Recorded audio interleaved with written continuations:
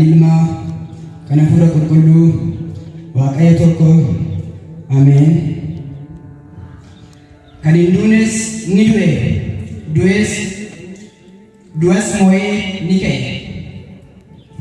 Maqaa Waaqayyo jiraatan maqaan sin gaafadha.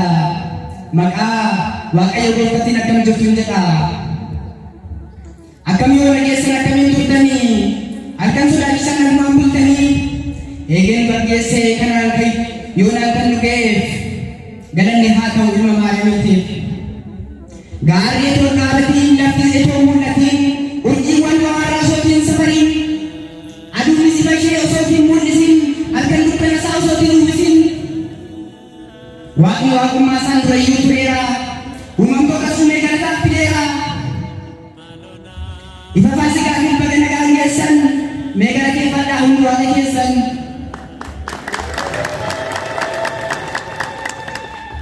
Uumamtoota tolchee bareechee kan uume addaan sarara isaan biyyoorraa sukkuume utubaa dawwatee samii kan diriirse bu'uura bishaaniin dachee kan hundeesse ogummaa addunyaa ittiin nu fayyise ogummaa uumama ittiin argamsiise dhugaatti ni caalaa raajii gooftaadhaadha. Waaqnis nama ta'e inni duunes du'e du'a Kiristoosis ni du'e ta'e isa lubbuun du'e addaan fayyisuudha. Gooftaan kun hin du'e nun du'aa kaasudha. Gannannis banamte gammachuus ni ta'e sababa Maariyaamiin Addaam ni haabe. Eeyyeen Waaqni aangoo caalaa ogummaan hojjeta. Diiyaabiloos kanaaf iddoo isaa dagata.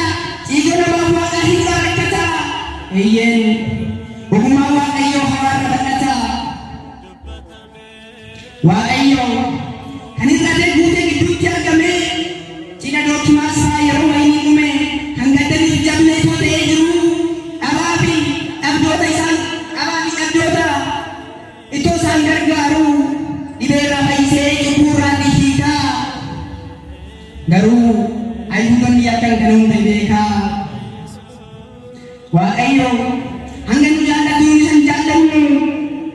Waaqayyo hanga nu jaallatuun isan jaallanne simannaa bareedas lafarraa arganne. Waaqa hundaa qabu Ayhuudonni qaban ija jabummaatiin ilma Waaqa hidhan. Dheekkamsa rakkisan jaalan qajeele halkan gaafa sanaas gidiraan eegale. Foon kiyya siif kutee dhiiga koo gadaasee si fayyisa malee aarsaa usaasisee waan ajalee guutuuf hundumaa danda'e akka hoolaa qalmaa isaan duuka bu'e. Rukutamuun tiksee qoomaa bittinneessee hamilee ta'ee fi diina ni si'eessee dubroo Maariyaamiin siidaa isaa dhageessee garmalees gaddite hirkitees ni boossee. Maaliif hin boossuree?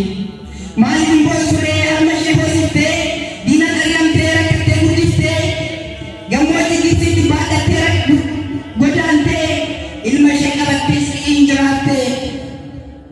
Maaliif hin boossuree? Ilma ishee tokkicha fannoo irratti argitee nafti isaa dhiigee foon isaa ciccitee gooftaan gongoodhaatti qoraatti kaawwatee maaliif hin boossuree kan inni jaallaattee?